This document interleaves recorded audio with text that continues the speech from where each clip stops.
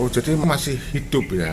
Ya kalau menurut keterangan dari orang yang nunggu duran itu sekarang logika loh Pak. Nggih. Mobil waktu mau apa itu api baru nyala, Nggih. itu kenyataannya goyang. Nah, siapa yang goyangkan kalau Nggih. tidak hidup? Oh, Gitu nggih, toh. nggih. Nah, ternyata setelah saya cek di situ Nggih. sama pihak yang berwajib, Nggih. kaki dan tangan itu diikat sama kawat. Oh, nggih, Gitu. nggih. Ceritanya gitu Jadi Pak. waktu dibakar itu Nggih. beliau masih hidup, nggih. Ya kalau ceritanya orang itu kan gitu. Ya sekarang Nggih, yang menggoyangkan itu siapa? Nggih, nggih, nggih. Gitu. Nah, Nggih. kalau kita kaitkan dengan kejadian di sini kalau emang pembunuhan di sini tidak ada darah, Nggih, nggih. gitu.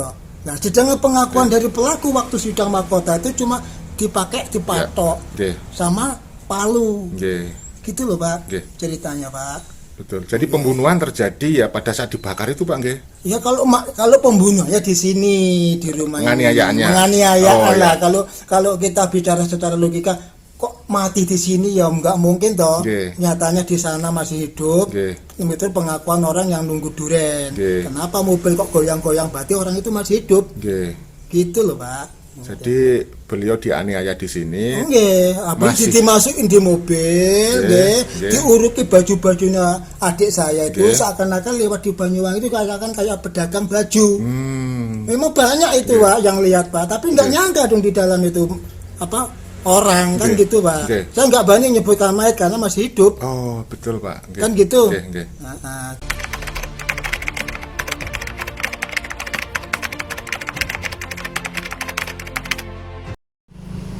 Assalamualaikum warahmatullahi wabarakatuh. Saudara-saudaraku, ketemu lagi dengan kami dari channel News Clan Official. Saudara, kami berhasil mewawancarai kakak kandung dari korban penghabisan nyawa oleh oknum yang diduga adalah habaib yang bernama Habib Muhammad Ali Hinduan alias Muhdi Uraidi bin Ali yang lahir tahun 1967. Korbannya adalah Bapak Rosan berusia 45 tahun dan Siti Jamilah berusia 37 tahun dan Dery Pradana berusia 15 tahun. Korbannya adalah satu keluarga, yaitu suami dan istri dan satu orang anaknya yang dibakar di pinggir hutan bersama dengan mobil yang dia miliki. Rumah korban berada beberapa puluh meter sebelah utaranya SDN 1 Karangsari, Desa Karangsari, Kecamatan Sempu, Kabupaten Banyuwangi. Jadi kalau kalian mau ke rumahnya beliau, setelah ketemu SDN 1 Karangsari, Anda tinggal berjalan menuju utara sampai kemudian ketemu dengan lampu merah. Nah, ini adalah lampu merah yang saya maksud. Setelah ketemu lampu merah, Anda kemudian bisa berjalan menuju ke arah timur atau belok kanan dari lampu merah tersebut. Rumah beliau tidak jauh dari lampu merah ini. Anda bisa jalan kaki, kira-kira juga hanya beberapa puluh meter saja. Rumah Bapak Rosan dan Ibu Siti Jamilah itu berada di dekat pasar tradisional.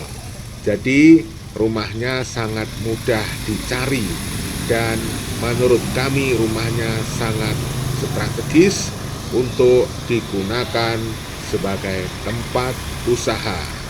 Banyak sekali kegiatan-kegiatan ekonomi yang berada di sekitar rumah beliau. Maklum, rumah beliau berada di pusat pasar tradisional di Desa Karangsari ini. Nah, saya cukup berjalan kaki dari lampu merah menuju ke arah timur atau ke kanan ya, kalau saya berasal dari arah selatan ke kanan, dan ini saya jalan kaki nih menuju ke rumah beliau dari lampu merah. Relatif dekat jaraknya. Itu udah kelihatan rumahnya beliau. Dari lampu merah bisa kita tempuh cukup dengan jalan kaki saja karena jaraknya relatif dekat. Nah, ini kita sudah hampir sampai ya. Itu yang kelihatan ada umbul-umbul ya, ada merah putih di sana. Nah, ini adalah daerah yang sangat strategis. Setiap pagi ramai karena ini adalah pasar tradisional, tempat kegiatan perekonomian di Desa Karangsari. Rumah dan toko milik Bapak Rosan ini oleh ahli warisnya mau dijual dengan tawaran harga 1.900.000.000 nego. Jadi silakan yang berminat untuk menghubungi kakak kandung Bapak Rosan. Nah, ini rumah beliau, itu tokonya, dan ini kita bisa saksikan ya. Kita bisa masuk nanti ke dalam situ dan bertemu dengan Pak Rosid. So, ini kan yang Niki ya bisa dikatakan itu kan bukan dibunuh di sini, gitu. Cuma adik saya itu minta diajari sholat ya. Habis itu sholatnya itu agak meragu kan masa sogit sampai seperempat jam. Nah, setelah sholat itu ternyata ada yang disiapin disuruh bunuh dipakai kampak. Nah, gitu. Habis itu kan pingsan, setetes pun tidak ada darah, Pak. Nah, habis itu dibawa di mobil, ya kan, korban di sana dibakar. Kenapa saya kok bisa hidup? Di sana kebetulan ada orang nunggu durian itu, Pak. Nah, cerita sama saya, itu bangsat, itu bukan manusia itu, masa manusia dibakar hidup-hidup. Ngoten, kok sakit Pak, ngoten kok sampean semurip. Ya sakit logika Pak. Wong jenenge montor nalika geni cek murip iku gowo yang gak karo-karo. Lah berarti logikanya masih hidup. Nah, gitu Pak. Nah, setelah itu kan saya nunggu di situ. Datanglah tim forensik dari Polda Jawa Timur.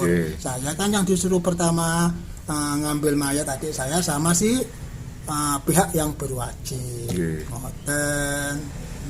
Oh, jadi ini masih hidup ya? Ya kalau menurut keterangan dari orang yang nunggu durian itu sekarang logika loh Pak. Mobil waktu mau api baru nyala, itu kenyataannya goyang. Siapa yang goyangkan kalau tidak hidup?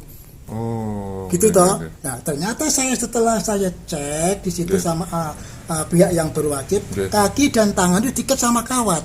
Oh, gitu. Ceritanya gitu, jadi Pak. waktu dibakar itu beliau masih hidup, nggih? Ya kalau ceritanya orang itu kan gitu. Ya sekarang yang menggoyangkan itu siapa? Nggih. Gitu. Nah, kalau kita kaitkan dengan kejadian di sini kalau emang pembunuhan di sini tidak ada darah. Gitu.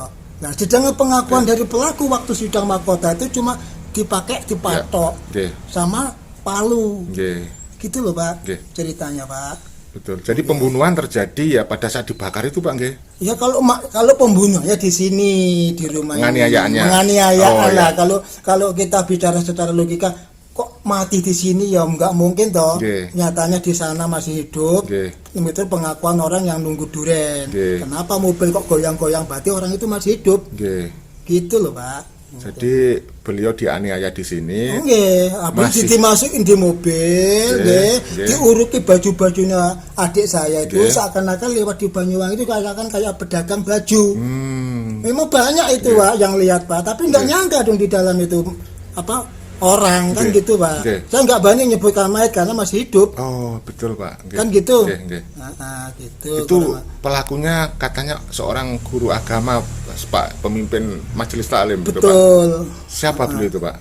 Habib Ali. Itu dulu dia pernah jadi doli itu Pak. Doli di Surabaya. Gitu. Karena dia itu pinter ngaji, mungkin untuk menghindari yang macam-macam dia itu akhirnya banyak jamaahnya di sini, termasuk adik saya juga kena. Gitu loh Pak. Tapi yang pasti dia guru ngaji Pak. Guru ngaji memang. Oh gitu. Begitu. Memang bisa ngaji memang Pak gitu. Iya. Panggilannya Ayi. Oh ya. Iya gitu. Iya. Ayi. Iya. Orang-orang gitu. Oh, jadi kan gini Pak, kan di masyarakat itu ada sebuah keyakinan. Katanya Habib itu keturunan Rasulullah kan gitu. Masa keturunan Rasulullah perilakunya gitu? Berarti dia bukan keturunan Rasulullah dari perilakunya. Itu kan, apa itu Pak, saudaranya Pak? Saudaranya itu kalau tidak salah Habib Husain itu. Oh, Habib Husain itu saudaranya.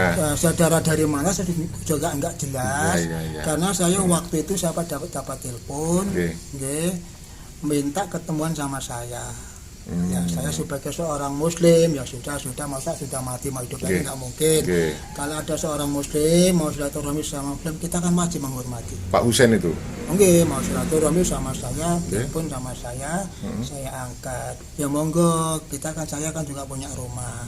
Kalau Anda mau silaturahmi ke rumah saya monggo. Kalau tujuannya mau menyelesaikan masalah ini, monggo kita bicarakan baik-baik. Kan gitu Pak ya. Ya, betul. Tapi beliau enggak ngomongnya, enggak saya mau ketemu di suatu tempat. Ya, saya kan manusia biasa punya emosi. Betul. Ya jenengan saya sudah ngomong cara baik-baik, kok jenengan mau ketemu di suatu tempat, berarti jenengan membunuh saya gitu. Itu Habib Husein namanya ya. Terus gimana Pak? Akhirnya enggak jadi ketemu aja, dia mau dia ngajak ketemu di suatu tempat, saya enggak mau Pak itu. Jadi setelah pembunuhan itu ada mau sidang mahkota kalau nggak salah. Iya. Mau itu namanya mau penentuan vonis kayaknya itu Pak. Iya. Jadi setelah pembunuhan dan masuk ke persidangan. Sudah final, sudah sidang mahkota. Kalau saya tidak salah saya dapat telepon waktu itu. Saya tidak jadi ketemu. Dia tak suruh ke rumah, saya tidak mau. Jadi dia pengen ketemu sama Bapak Habib Husein itu. Sebagai saya kakaknya. Karena mau karena ada vonis itu. Karena dia tidak mau ngomong apa-apa. Monggo, saya dengan tangan terbuka. Anda monggo ke rumah saya. Kita bicarakan secara baik-baik. Gimana saya? Kan nggak salah toh Pak? Betul. Gitu. Tapi kenapa Anda kok teleponnya kok jawabannya enggak, saya mau ketemu omongannya kasar itu Pak ya. Pokoknya gitulah gitu. Jadi tidak mau ke rumah jenengan, nggak mau ke sini. Mau saya tunggu gitu jawabannya. Jadi tidak mau ketemu lah gitu. Wajar kalau kita menduga wah ini ada niat buruk. Apalagi gitu. adik saya barusan jadi korban kan gitu Pak. Saya tidak mau ketemu lah. Kalau mau ketemu monggo secara resmi di rumah saya gitu. Pak, itu pelaku yang namanya Habib Ali apa sekarang sudah ditangkap Pak? Saya mau cerita tentang hasil dari pengadilan. Kalau menurut dari pengadilan, saya langsung ke puncaknya siapa ya.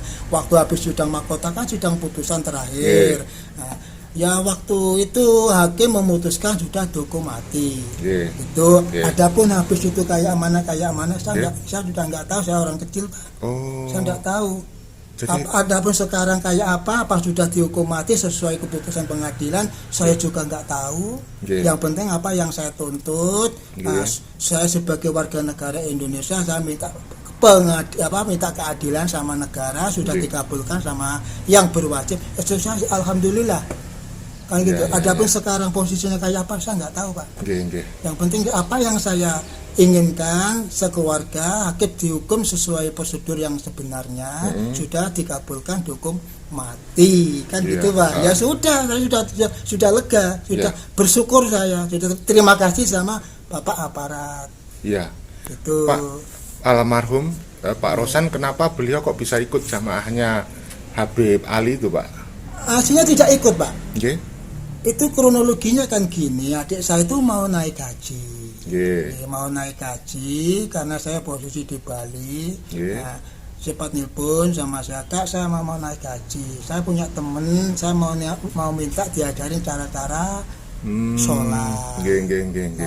Cara-cara haji itu gimana. Kebetulan saya punya teman Habib biar diajari. Ya sudah, kalau itu memang saya menanggap bagus ya monggo. Gimana toh Pak? Ada orang niat baik ya, masa saudara nggak dukung silahkan. Gitu.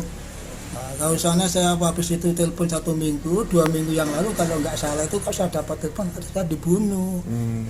Gitu ceritanya yang saya ceritakan tadi itu kronologinya Pak. Itu loh Pak. Terus pelaku sebagai eksekutor yaitu Pak Haidori, kemudian Pak Andi Aziz dan juga Pak Siwan itu temannya Pak Rosan atau bukan Pak? Bukan. Itu anak buahnya si Habib. Anak buahnya si Habib. Temen enggak kenal Pak. Jadi itu bukan kenal itu anak buahnya si Habib. Gitu ya. Jadi nggak ada hubungan. Nggak ada. Bukan teman jamaah ya. Karena itu kalau ada yang dikait-kaitkan teman itu berarti salah itu. Bapak tahu nggak sekarang nasibnya Pak Haidori, Pak Siwan dan juga Andi Aziz itu yang menjadi eksekutor? Saya kan orang tani Pak. Apapun yang diputuskan pengadilan, si Habib itu saya ulang Pak ya. Si Habib itu dia dihukum mati, si Iwan itu seumur hidup. Kalau Haidori itu mungkin berapa tahun lah saya lupa. Kalau si eksekutor si Siapan itu kan melarikan diri, belum ditangkap sekarang. Sampai sekarang nggih. Nggih. Kalau saya dengar dari berita yang saya dengar itu dia kan lari ke Malaysia.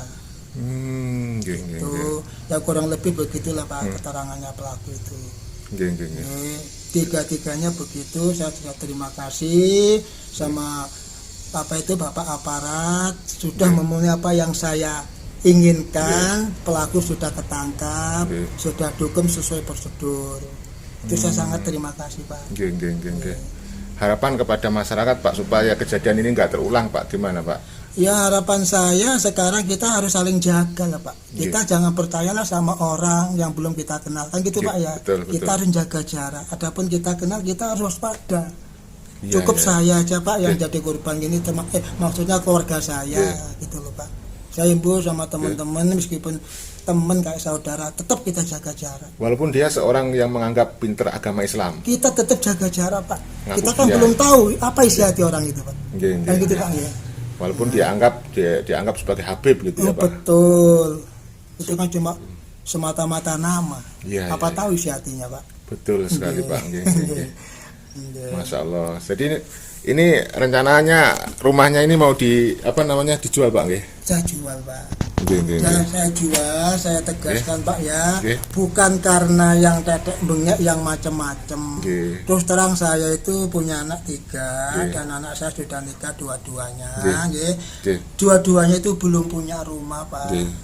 Nggih. Menantu saya ajak kumpul di sini. Ya begitulah Pak yang namanya anak mantu Pak. Nggih. 1001 yang bisa rukun. Nggih. Saya punya niat ini saya jual untuk saya bagikan sama anak-anak saya. Nggih. Jadi jangan sampai yang kayak kemarin-kemarin isunya begini begitu katanya rumah habis tinggalnya orang mati. Monggo tak tanya sama saya kalau misalnya enggak jelas. Nanti kan saya bisa menerangkan gimana kronologinya. Ini bukan rumah tinggalnya orang meninggal. Betul. Meninggalnya bukan di sini. Betul Pak. Kan gitu Pak. Ini fakta bukan di sini meninggalnya gitu loh. Jadi mudah-mudahan video ini bisa dilihat oleh semua orang dan mengetahui yang sebenarnya. Betul Pak. Bahwa rumah ini bukan tempat pembunuhan. Bukan. Nggih. Kalau matinya di sana, Di gitu loh Pak. pinggir hutan Pak. Nggih, di jurang sana di Ijen ini loh Pak. Masya Nggak tahu Allah. saya lupa itu Nggih.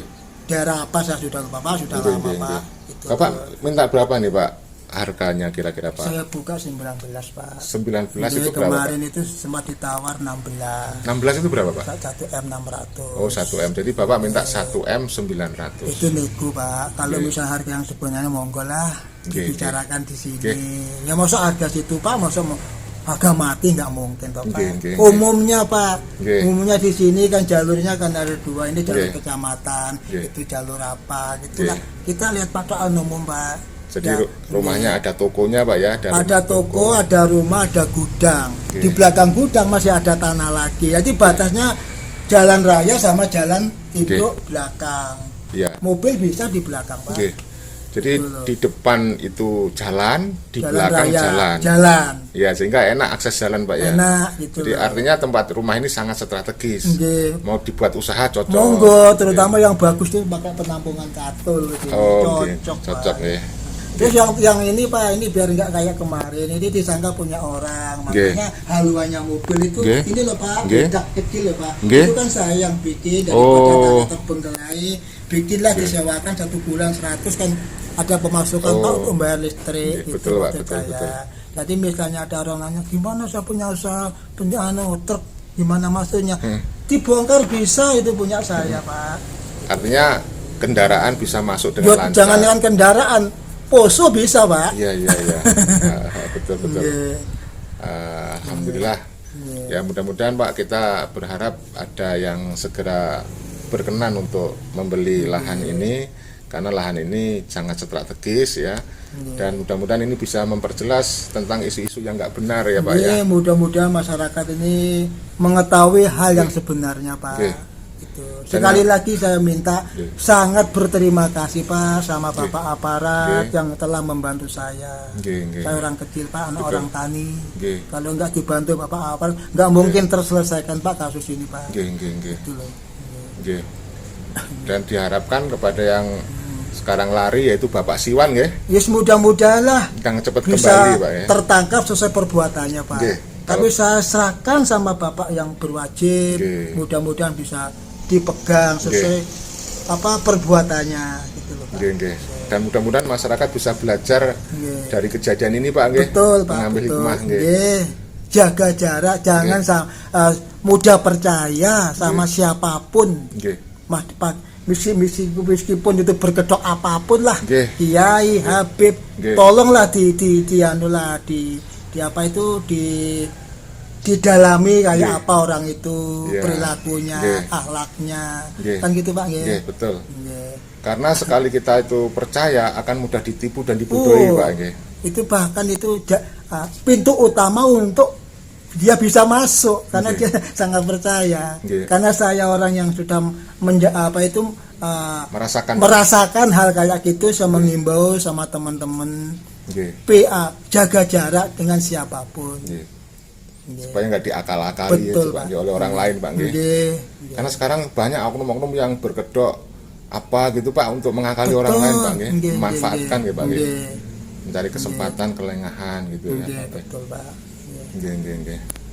Nggih, Pak. Terima kasih, Pak, nggih, Nggih. atas waktu yang Bapak berikan ke kita. Mudah-mudahan ini mengedukasi, memberikan pendidikan kepada masyarakat luas. Betul, Pak. Supaya Nggih. masyarakat luas bisa belajar dari setiap kejadian, ya. Nggih. Kejadian apapun itu tentu akan ada hikmahnya, Pak. Betul, Pak. Nggih. Nggih. Bisa diambil pelajaran, Pak, nggih. Nggih.